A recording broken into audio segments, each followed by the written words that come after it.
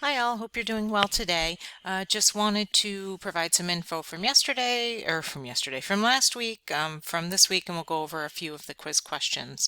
So last week in class, we looked at a few different ethics related areas, organ donation, organ transplantation, and also stem cell and some of the fraud and abuse type issues out there with stem cell. So I look forward to taking a look at your assignment. With regard to the stem cell issue, heartbreaking, really, when you think about the story that was detailed in that assignment. And that's just one of, probably thousands and thousands of folks that are duped by people like that. So interesting to think about, to look at ethical issues that are dealt with every day. And then we had our quiz and our Ed puzzle from last week, as well as our discussion. So the week to come, week 5, we are going to stay in the vein of ethics this week. We're going to look at the Terry Schiavo story, which is, again, another heartbreaking story. Woman who they think it was probably secondary to bulimia, or some eating disorder issue, that eventually she ended up having having brain injury and generally brain death for the most part, but was kept alive on a feeding tube and on a ventilator and whatnot. And the family, her mom and dad fighting with her husband over final decisions for her. And it again, a case that really brought to light some of the issues that can be faced every day, when you have, my spouse may have a very different view of what my wishes are than my mom, because I'm with him every day and I haven't seen my mom in quite a long time. But if it came down to the point where it was someone's decision to make, whose decision is it? The parent of an adult child, or of an adult, or is it the spouse? And how are those decisions laid out? And we can help to avoid those kinds of things by having written advance directives. If I have a written advance directive that details that. We'll talk a little bit more about that in next week's Ed puzzle, as we move forward past this week. So, and then we have the Terry Schiavo discussion. We also have an assignment, a writing assignment, talking about adults permitting, or being permitted to refuse life-saving treatment. What about when it's a child, et cetera, et cetera. So just some more things for you to really kind of dig into and think about overall. So let's take a look at the quiz.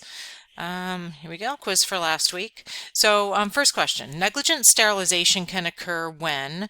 And so we have several different answers, but negligent sterilization is a situation where the patient has been sterilized inappropriately. So anytime we have negligence, the patient does have to suffer an injury. So that one makes the top bullet improper. Physician intervenes in a timely manner when the patient is injured. Well, one would hope that they would intervene in a timely manner, but that is not necessarily part of it. Physician fails to intervene in a timely manner when there is an injury.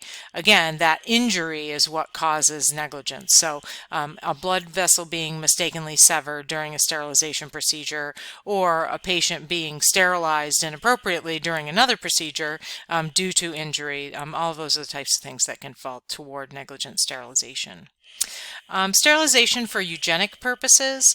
So this is a situation where some laws provide for people to be sterilized that perhaps don't have the capacity to consent, so that they, people with developmental handicaps, those types of things.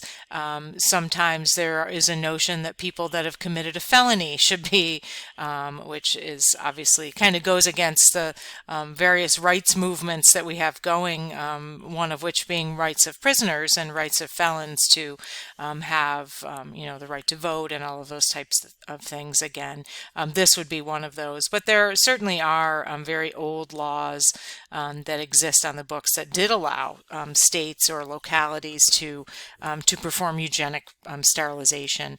It should only ever be performed for as a state law allows.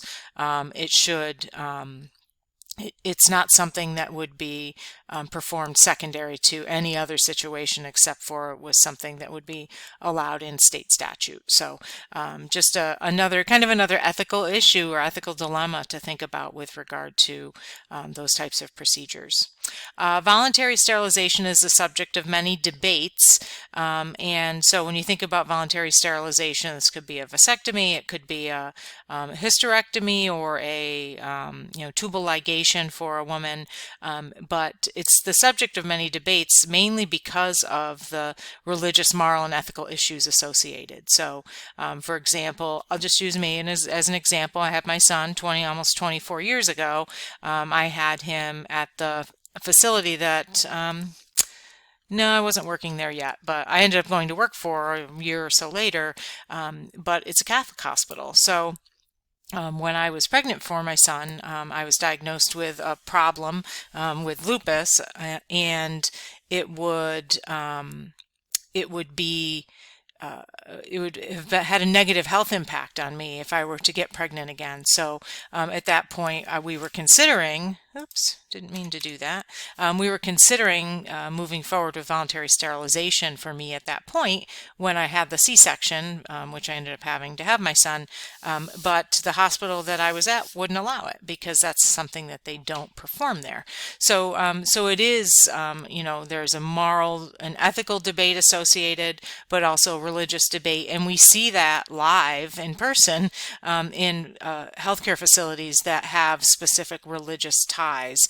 This happened to be a Catholic healthcare facility, so they did not perform voluntary sterilization there. So, so just things to think about that are ethical issues, but really come to the forefront every day with what we do.